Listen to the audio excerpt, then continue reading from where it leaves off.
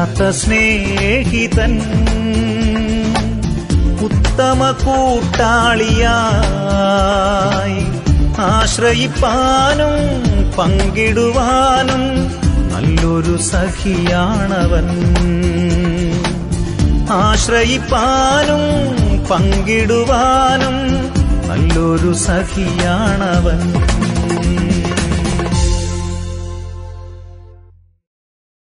ഈ സമാഗമന കൂടാരത്തിലേക്ക് കടന്നു കഴിയുമ്പോൾ നമ്മൾ അവിടെ 33-ാം അധ്യായത്തിൽ അതിൻ്റെ 9-ാമത്തെ വാക്യം നമ്മൾ വായിക്കുന്നത്, അവിടെ മോശ കൂടാരത്തിൽ കടക്കുമ്പോൾ മേഘസ്തംഭം ഇറങ്ങി കൂടാരവാതിൽക്കൽ നിൽക്കുകയും യഹോവ മോശയോട് സംസാരിക്കുകയും ചെയ്തു. നമ്മൾ കർത്താവിനെ തിരക്കി ചെന്നാൽ, പാളയം വിട്ടിട്ട് സമാഗമന കൂടാരത്തിൻ്റെ അനുഭവത്തിലേക്ക് വന്നാൽ അവിടെ മേഘസ്തംഭം ഇറങ്ങും. മേഘസ്തംഭം ഇറങ്ങും എന്ന് പറഞ്ഞു കഴിഞ്ഞാൽ നമ്മൾ കാണുന്ന പോലെ ഫിസിക്കലി അല്ല, ദൈവത്തിൻ്റെ മേഘം, ദൈവത്തിൻ്റെ തേജസ് ഇറങ്ങി വരും. അവിടെ എന്താ എഴുതിയിരിക്കുന്നത്? യഹോവ മോശയോട് സംസാരിച്ചു. എങ്ങനെയാ സംസാരിക്കുന്നത്? 11-ാമത്തെ വാക്യത്തിൽ, ഒരുത്തൻ തൻ്റെ സ്നേഹിതനോട് സംസാരിക്കുന്നത് പോലെ യഹോവ മോശയോട് അഭിമുഖമായി സംസാരിച്ചു. സ്നേഹിതനോട് സംസാരിക്കുമ്പോഴുള്ള പ്രത്യേകത എന്താ? സ്നേഹിതൻ പറയുന്നതെല്ലാം കേൾക്കുക മാത്രമല്ല, നമുക്ക് സംശയമൊക്കെ ഉണ്ട്, അങ്ങോട്ട് ചോദിക്കുകയും ചെയ്യാം. അങ്ങോട്ടും ഇങ്ങോട്ടുമുള്ള സംസാരം, അതാ ശരിക്കും സമാഗമന കൂടാരത്തിൽ നടക്കുന്നത്. സമാഗമന കൂടാരത്തിൽ ദൈവം നമ്മളോട് സംസാരിക്കുന്നു, നമ്മൾ ദൈവത്തോട് സംസാരിക്കുന്നു, അതിൻ്റെ മറുപടി ദൈവം നമ്മളോട് പറയുന്നു. നമ്മളും ദൈവവും തമ്മിലുള്ള മ്യൂച്വൽ ആയിട്ടുള്ള ഒരു സംസാരം. ആ സംസാരമാണ് നമുക്ക് ആവശ്യം. അങ്ങനൊരു സംസാരം നമുക്ക് വേണം. അപ്പോഴാണ് കർത്താവിൻ്റെ വഴി നമ്മൾ മനസ്സിലാക്കുന്നത്. ഒരുത്തൻ തൻ്റെ സ്നേഹിതനോട് സംസാരിക്കുന്നത് പോലെ. സ്നേഹിതൻ്റെ പ്രത്യേകത എന്താ? സ്നേഹിതനോട് നമ്മൾ ഹൃദയം പങ്കുവയ്ക്കുകയാണ്. ഹൃദയം പങ്കുവയ്ക്കുന്ന അവസ്ഥ. യോഹന്നാൻ്റെ സുവിശേഷം അതിൻ്റെ 15-ാം അധ്യായത്തിൽ നമ്മൾ വായിക്കുമ്പോൾ അതിൻ്റെ 15-ാമത്തെ വാക്യത്തിൽ, യജമാനൻ ചെയ്യുന്നത് ദാസൻ അറിയായതുകൊണ്ട് ഞാൻ നിങ്ങളെ ദാസന്മാരെന്ന് പറയുന്നില്ല, ഇനി പറയുന്നില്ല. ഞാൻ എൻ്റെ പിതാവിനോട് കേട്ടതെല്ലാം നിങ്ങളോട് അറിയിച്ചത് കൊണ്ട് നിങ്ങളെ സ്നേഹിതന്മാർ എന്ന് പറഞ്ഞിരിക്കുന്നു. ഞാൻ പറഞ്ഞല്ലോ, റിലേഷൻഷിപ്പ് ഇങ്ങനെ കൂടി കൂടി കൂടി കൂടി വരുന്നൊരവസ്ഥ. ഒരു സ്നേഹിതനോടെന്നതുപോലെ കർത്താവ് നമ്മളോട് സംസാരിക്കും. നമുക്ക് കർത്താവിനോട് സംസാരിക്കാൻ കഴിയുന്ന, അങ്ങനെ കർത്താവ് നമ്മുടെ സ്നേഹിതനാകുന്ന അവസ്ഥ. പ്രിയമുള്ളവരെ, അവൻ്റെ വഴി അറിയാനുള്ള മാർഗം യേശുവിൻ്റെ സ്നേഹിതനാവുക എന്നുള്ളതാണ്. അപ്പോൾ യേശുവിൻ്റെ ഹൃദയം നമുക്കറിയാൻ പറ്റും. യോഹന്നാൻ അപ്പോസ്തലനെ കുറിച്ച് നമ്മൾ വായിക്കുമ്പോൾ നമ്മൾ മനസ്സിലാക്കുന്ന ഒരു കാര്യമുണ്ടല്ലോ, അവൻ്റെ മാറോട് ചാരിയിടുന്നെന്ന്. മാറോട് ചാരിയിടുന്നാലുള്ള പ്രത്യേകത എന്താ? മാറോട് ചാരിയിരിക്കുന്നവന് ഹൃദയമിടിപ്പ് കേൾക്കാൻ കഴിയും. ദൈവത്തിൻ്റെ ഹൃദയമിടിപ്പ് കേൾക്കത്തക്ക രീതിയിൽ യേശുവിൻ്റെ മാറോട് ചാരിയിരിക്കുന്ന ഒരു അനുഭവം നമുക്കുണ്ടാകണം.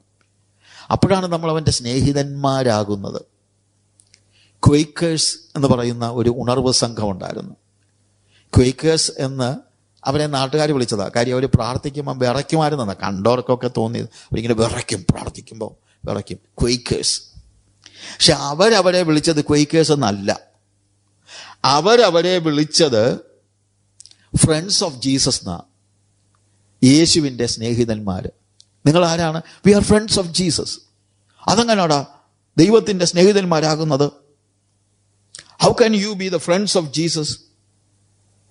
ഉടനെ ഇവർ പറഞ്ഞ കാര്യം, because we know the heart of Jesus. ഞങ്ങൾക്ക് യേശുവിൻ്റെ ഹൃദയം അറിയാം. യേശുവിൻ്റെ ഹൃദയത്തിലുള്ളത് അവിടുന്ന് ഞങ്ങളോട് സംസാരിക്കുന്നു. We are friends of Jesus. അതെങ്ങനെ? അത് നമ്മൾ പിന്നെ പഠിക്കുന്നുണ്ട്. Through an inner light. കൊയ്ക്കേസ് പറഞ്ഞതാണ്, ഒരു ഹൃദയത്തിൻ്റെ പ്രകാശനം. ഞങ്ങളുടെ ഹൃദയത്തിലേക്ക് ദൈവം സംസാരിക്കുമ്പോൾ ഞങ്ങളുടെ ഹൃദയം പ്രകാശിക്കുന്നു. ഞങ്ങൾ മനസ്സിലാക്കുന്നു ഇത് ദൈവത്തിൻ്റെ ശബ്ദമാണെന്ന്. അങ്ങനെ ഞങ്ങൾ ദൈവത്തിൻ്റെ വഴി അറിയുന്നു. ക്വൈക്കേഴ്സ് പറഞ്ഞതാ, ത്രൂ ആൻ ഇന്നർ ലൈറ്റ്. ക്വൈക്കേഴ്സ് അവരെ നാട്ടുകാർ വിളിച്ചു, പക്ഷെ അവരവരെ വിളിച്ചത് ഫ്രണ്ട്സ് ഓഫ് ജീസസ് എന്നാണ്. അങ്ങനെ ഒരു സ്നേഹിതനോട് എന്നതുപോലെ ദൈവം മോശയോട് സംസാരിക്കുന്നതായ സാഹചര്യത്തിൽ നമ്മൾ പുറപ്പാട് ദിവസം 33-ാം അധ്യായത്തിൽ വീണ്ടും നമ്മൾ വരുമ്പോൾ അതിൻ്റെ 13-ാമത്തെ വാക്യത്തിൽ നമ്മൾ കാണുന്നത്, ആകയാൽ എന്നോട് കൃപയുണ്ടെങ്കിൽ നിന്റെ വഴി എന്നെ അറിയിക്കണമേ. നിനക്കെന്നോട് കൃപയുണ്ടെങ്കിൽ നിന്റെ വഴി എന്നെ അറിയിക്കണമേ. അപ്പോൾ വഴി കർത്താവ് പറഞ്ഞു തരും. ഒരു സ്നേഹിതനോട് സംസാരിക്കുന്നത് പോലെ വഴി അഥവാ കർത്താവിൻ്റെ ഇഷ്ടം. നമ്മുടെ സബ്ജക്റ്റ് അതാണല്ലോ, കർത്താവിൻ്റെ ഇഷ്ടവും കർത്താവിൻ്റെ വചനവും. കർത്താവിൻ്റെ ഇഷ്ടം അവൻ എനിക്ക് പറഞ്ഞു തരും, അവൻ സംസാരിക്കും. ആ ശബ്ദം നമ്മൾ കേൾക്കണം. ഇത് ചില ആളുകൾക്ക് വേണ്ടി, ഇത് ഈ പ്രസംഗം കേൾക്കുമ്പോഴും ആൾക്കാർ ചിലപ്പോൾ ചിന്തിക്കും അതൊക്കെ വലിയ വലിയ ആൾക്കാർക്ക് വേണ്ടി, അല്ലെങ്കിൽ ആത്മീക സ്പിരിച്വൽ ജയൻസിന് വേണ്ടിയൊക്കെ ഉള്ളവരാ, ഞാൻ ആരാ? അങ്ങനെയല്ല. ഒരു സ്നേഹിതനോടുന്നതുപോലെ നിങ്ങളോട് സംസാരിക്കാൻ കർത്താവ് ആഗ്രഹിക്കുന്നുണ്ട്. ഒറ്റ കാര്യമേ ഉള്ളൂ, യഹോവയെ അന്വേഷിക്കുന്നവൻ. യഹോവയെ അന്വേഷിക്കുന്നവനൊക്കെയും സമാഗമന കൂടാരത്തിൻ്റെ അടുത്തേക്ക് ചെല്ലുകയാണ്. പാളയം വിട്ട് യഹോവയെ അന്വേഷിക്കുന്നവരൊക്കെയും കൂടാരത്തിലേക്ക് ചെന്നു. നീ യഹോവയെ അന്വേഷിക്കുന്നവനാണെങ്കിൽ ദൈവം നിന്നോട് സംസാരിക്കും, ഇന്നും സംസാരിക്കും, നിന്റെ ഹൃദയത്തോട് സംസാരിക്കും. നീ അവൻ്റെ ഹൃദയം അറിയും, ദൈവത്തിൻ്റെ ഹൃദയം അറിയുന്നതായ ഒരു അവസ്ഥ. ദൈവം വഴി പറഞ്ഞു തരും. എന്നോട് കൃപയുണ്ടെങ്കിൽ എന്നെ നിന്റെ വഴി എന്നെ അറിയിക്കണമേ എന്ന് അവൻ പറയുകയാണ്. നിനക്കെന്നോട് കൃപയുണ്ടാകുവാൻ തക്കവണ്ണം ഞാൻ നിന്നെ അറിയുമാറാകട്ടെ. ഞാൻ നിന്നെ അറിയുമാറാകട്ടെ. വെറുതെ വഴി കേട്ടേച്ച് പോരുകയല്ല, എനിക്ക് നിന്നെ അറിയണം. റിലേഷൻഷിപ്പ് കണ്ടോ? എന്താ മോശം എന്ന് പറയുന്നത്? എന്നെ വഴി കാണിക്കണമേ, ഒന്ന് എഴുതി തന്നാൽ കുഴപ്പമില്ല, ഒരു മാപ്പ് വരച്ച് തന്നാൽ കുറച്ചുകൂടെ എളുപ്പമാണ് എന്നല്ല പറയുന്നത്. പറയുന്നത് എന്താണ്? ഞാൻ നിന്നെ അറിയുമാറാകട്ടെ. എൻ്റെ വചനങ്ങൾ കേൾക്കുന്നവരെ, നമ്മൾ കർത്താവിനെ അറിയുന്നവരാകണം. വഴി അറിയണം പോരാ, ആ വഴി നമുക്ക് പറഞ്ഞു തരുന്ന കർത്താവിനെ നമ്മൾ അറിയണം. ഞാൻ നിന്നെ അറിയുമാറാകട്ടെ. അങ്ങനെ പ്രാർത്ഥിച്ച മോശയോട് ദൈവം എത്ര സൗമ്യതയോടെ താഴോട്ട് വായിക്കുമ്പോൾ 14-ാമത്തെ വാക്യത്തിൽ മോശയോട് കർത്താവ് പറയാണ്, അതിന് അവൻ എൻ്റെ സാന്നിധ്യം നിന്നോട് കൂടെ പോരും, ഞാൻ നിനക്ക് സ്വസ്ഥത നൽകുമെന്ന് അരുളി ചെയ്തു. കർത്താവ് പറയാ, മോനെ നീ 2 കാര്യമാണ് ചോദിച്ചത്. 1, വഴി പറഞ്ഞു തരണം. 2, എന്നെ നിനക്കൊന്ന് അറിയണം, എൻ്റെ മനസ്സ് നിനക്കൊന്ന് അറിയണം, എൻ്റെ ഇഷ്ടം നിനക്കറിയണം. ഇതൊക്കെയാണ് നീ പറഞ്ഞത്. എന്നാൽ ഒരു കാര്യം ഞാൻ പറയാം, ഇവിടെ വെച്ച് വഴി കേട്ടേച്ച് നീ പോകണ്ട. നീ പോകുമ്പോൾ ഞാൻ നിന്റെ കൂടെ പോരും, എൻ്റെ സാന്നിധ്യം നിന്നോട് കൂടെ പോരും. നീ തന്നെ പോകണ്ട. വഴി പറഞ്ഞു തന്നിട്ട് നടക്കടാ എന്ന് പറഞ്ഞ് വടിയെടുത്ത് അടിക്കുന്ന ഒരു കർത്താവല്ല എൻ്റെ കർത്താവ്. വഴി പറഞ്ഞു തന്നിട്ട് ആ വഴിയെ ഞാൻ നടക്കാൻ പോകുമ്പോൾ എൻ്റെ കൂടെ നടക്കുന്നവനാ കർത്താവ്. കർത്താവ് പറയുക, എൻ്റെ സാന്നിധ്യം നിന്നോടുകൂടെ പോരും. My presence shall go with you. വഴി പറഞ്ഞു തരിക മാത്രമല്ല, ആ വഴിയിൽ കൂടെ നടക്കുന്നവനാണ് നമ്മുടെ കർത്താവ്. അപ്പൊ കർത്താവിൻ്റെ ഇഷ്ടം ഗ്രഹിക്കണം. പക്ഷെ ആ ഇഷ്ടം ഗ്രഹിച്ചാലും അത് ചെയ്യാനുള്ള ശക്തി പലപ്പോഴും എനിക്ക് ഇല്ല. എന്നാൽ ഇവിടെ ഇഷ്ടം പറയുക മാത്രമല്ല, ആ ഇഷ്ടം നിർവഹിക്കുവാൻ വേണ്ടി എന്നോട് കൂടെ വരുന്നവനായ കർത്താവ്. ഹല്ലേലൂയ. പ്രിയമുള്ളവരെ, ആ കർത്താവിനെയാണ് നമ്മൾ അറിയേണ്ടത്, ആ കർത്താവിനെ അനുഭവിക്കേണ്ടത്. ബുദ്ധിഹീനരാകാതെ കർത്താവിൻ്റെ ഇഷ്ടം ഇന്നതെന്ന് ഗ്രഹിച്ചുകൊള്ളുവിൻ. അവിടെയാണ് നമ്മൾ തുടങ്ങിയത്. എഫെസ്യ ലേഖനത്തിലെ വാക്യമാണ്. കർത്താവിൻ്റെ ഇഷ്ടം ഇന്നതെന്ന് ഗ്രഹിച്ചുകൊള്ളുവിൻ. ഇഷ്ടം ഗ്രഹിക്കുക മാത്രമല്ല, ആ ഇഷ്ടം നിർവഹിക്കുന്നതിന് വേണ്ടി എൻ്റെ കൂടെ നടക്കുന്ന ഒരു കർത്താവ്. ഇത് കർത്താവ് എൻ്റെ കൂടെ നടക്കുന്നുണ്ടോ എന്ന് നമ്മളൊന്ന് ചോദിച്ചു നോക്കി. നമ്മൾ അറിയുന്നുണ്ടോ? അനുഭവിക്കുന്നുണ്ടോ? അതാണ് നമ്മളെ വ്യത്യസ്തരാക്കുന്നത് എന്നാണ് മോശ പറയുന്നത്. 15-ാമത്തെ വാക്യത്തിൽ കർത്താവ് മോശ പറയാണ്, അവനോട് ദൈവത്തോട്, തിരുസാന്നിധ്യം എന്നോടുകൂടെ പോരുന്നില്ലെങ്കിൽ ഞങ്ങളെ ഇവിടെ നിന്ന് പുറപ്പെടുവിക്കരുതേ. അവൻ ആദ്യം പ്രാർത്ഥിച്ചത് വഴി പറഞ്ഞു തരണേ എന്നാ. പക്ഷേ കർത്താവ് പറഞ്ഞു, വഴി പറഞ്ഞു തരിക മാത്രമല്ല മോനെ, ഞാനും നിന്റെ കൂടെ പോരാം. ആണോ? എന്നാ പിന്നെ കർത്താവേ, നീ ഞങ്ങളുടെ കൂടെ പോരണമേ. നീ പോരുന്നില്ലെങ്കിൽ ഞങ്ങളെ അയക്കരുതേ.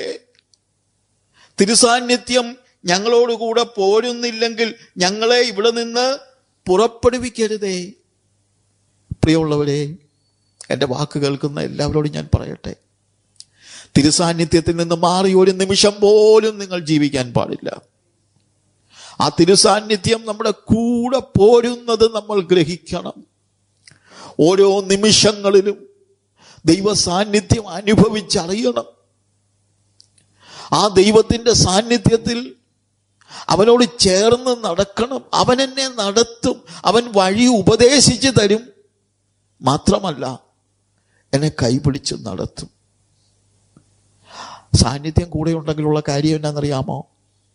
തെന്നലുള്ള സ്ഥലങ്ങളും വഴുവഴുപ്പുള്ള സ്ഥലമൊക്കെ വന്നാലും പേടിക്കണ്ട. അന്നേരം അവൻ എന്ത് ചെയ്യും? കയ്യെ കയറി പിടിച്ചോളും.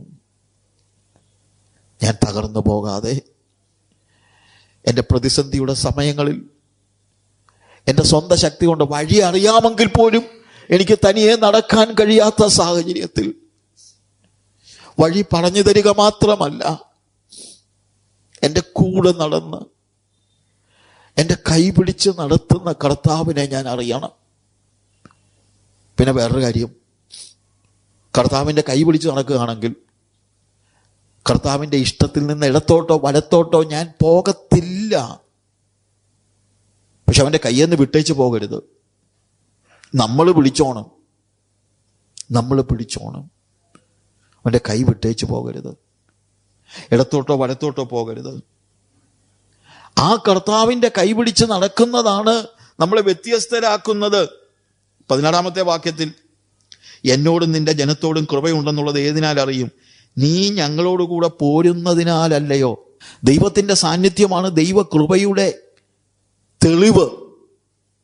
എന്നിട്ട് പറയാണ്, അങ്ങനെ ഞാനും നിന്റെ ജനവും ഭൂതലത്തിലുള്ള സകല ജാതികളിലും വെച്ച് വിശേഷതയുള്ളവരായിരിക്കും. നമ്മൾ വ്യത്യസ്തരാണെന്നുള്ളതിൻ്റെ തെളിവ് എന്താണെന്നറിയാമോ? യേശു എൻ്റെ കൂടെ നടക്കുന്നതാ, യേശു നിങ്ങളുടെ കൂടെ നടക്കുന്നതാ. അതാണ് നമ്മളെ വ്യത്യസ്തരാക്കുന്നത്. ഇവിടുത്തെ മറ്റാൾക്കാരിൽ നിന്ന് എന്താ വ്യത്യസ്തത? പുറമേ കണ്ടാലൊന്നുമില്ല. അവരും നമ്മളുമൊക്കെ ഒരുപോലൊക്കെ ഡ്രസ്സ് ചെയ്ത് നടക്കുന്നു. അവരും വണ്ടി ഉപയോഗിക്കുന്നു, നമ്മളും വണ്ടി ഉപയോഗിക്കുന്നു. അവരും ട്രെയിനിൽ കയറുന്നു, നമ്മളും ട്രെയിനിൽ കയറുന്നു. ഒക്കെ ശരിയാ. പക്ഷേ എന്താണ് നമ്മുടെ വ്യത്യസ്തതയുടെ അടയാളം എന്ന് ചോദിച്ചാൽ അത് മറ്റൊന്നുമല്ല, എൻ്റെ കൂടെ കർത്താവ് നടക്കുന്നു. ദൈവസാന്നിധ്യമാണ് നമ്മളെ വ്യത്യസ്തരാക്കുന്നത്. അപ്പം ആദ്യം മോശ എന്നിട്ട് പറഞ്ഞു, നിന്റെ വഴി എന്നെ അറിയിക്കണമേ. കർത്താവ് പറഞ്ഞു, എൻ്റെ സാന്നിധ്യം നിന്നോടുകൂടെ പോരും. അയ്യോ കർത്താവേ, അങ്ങനെയാണെങ്കിൽ തിരുസാന്നിധ്യം ഞങ്ങളോടുകൂടെ പോരുന്നില്ലെങ്കിൽ ഞങ്ങളെ അയക്കരുതേ. 18-ാമത്തെ വാക്യത്തിൽ വന്നപ്പോൾ അവിടെ കർത്താവ് പറയുകയാണ്, കർത്താവിനോട് മോശ പറയാണ്, നിന്റെ തേജസ് എനിക്ക് കാണിച്ചു തരണമേ. നിന്റെ തേജസ് എനിക്ക് കാണിച്ചു തരണമേ. കർത്താവ് പറഞ്ഞു, എൻ്റെ തേജസ് അതേ അർത്ഥത്തിൽ മുഴുവനായിട്ട് നിനക്ക് കാണാൻ പറ്റില്ല, പക്ഷേ ഞാൻ നിന്നെ, നമുക്കറിയാമല്ലോ, സ്റ്റോറി അറിയാവുന്നതുകൊണ്ട്, പാറയുടെ പിളർപ്പിൽ ഞാൻ നിന്നെ നിർത്തും. ഞാൻ കടന്നു പോകും, നീ എന്നെ കാണും, നിന്റെ തേജസ് കാണും.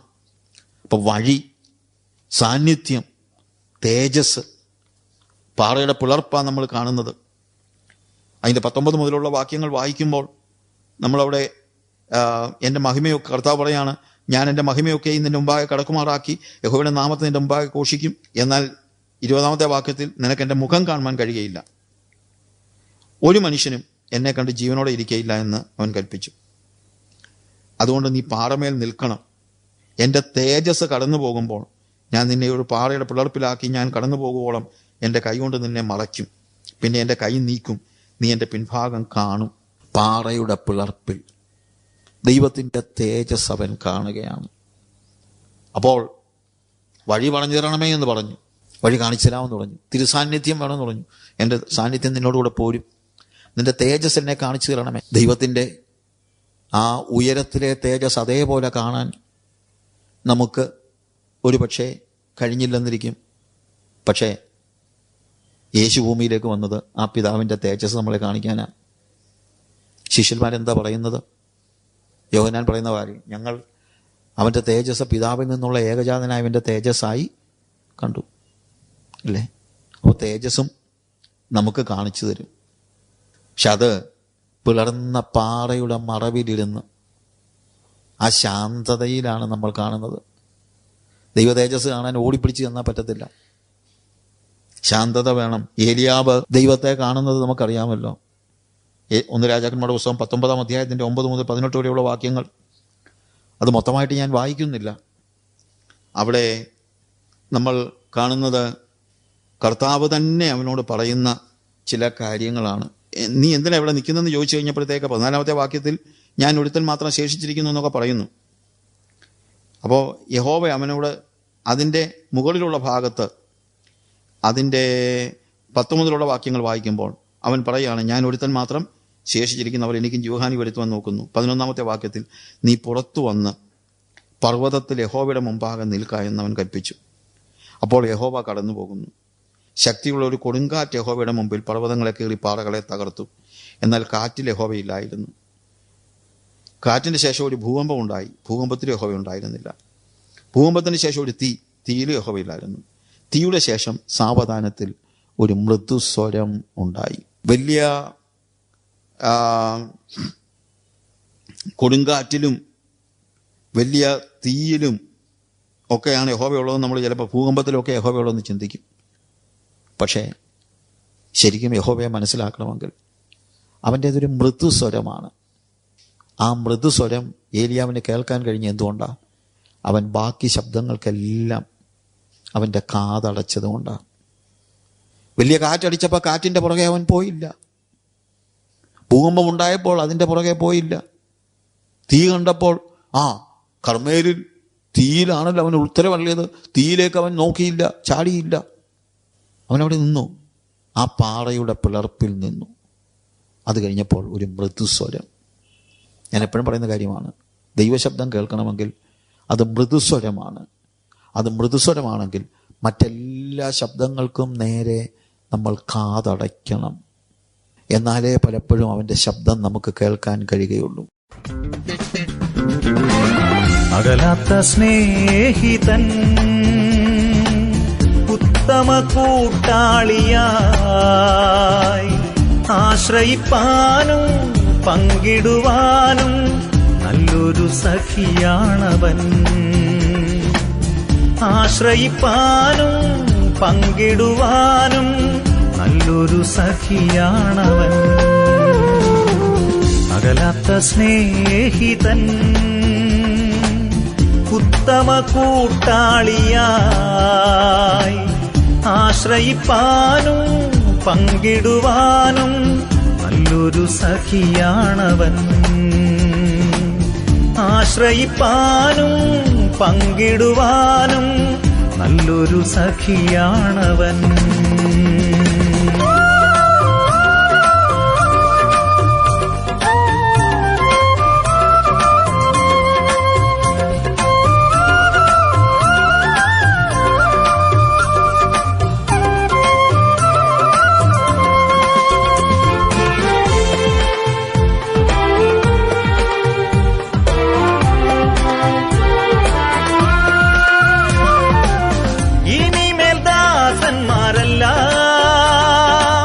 ദൈവത്തിൻ സ്നേഹിതർ നാം. ഇനിമേൽ ദാസന്മാരല്ല, ദൈവത്തിൻ സ്നേഹിതർ നാം. എന്നുര ചെയ്തവൻ നമ്മുടെ മിത്രമായി നമുക്കായി ജീവനെ തന്നവൻ. എന്നുര ചെയ്തവൻ നമ്മുടെ മിത്രമായി നമുക്കായി ജീവനെ തന്നവൻ. അകലാത്ത സ്നേഹിതൻ ഉത്തമ കൂട്ടാളിയായി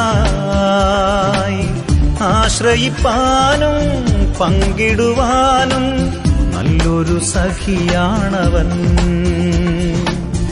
ആശ്രയിപ്പാനും പങ്കിടുവാനും നല്ലൊരു സഖിയാണവൻ.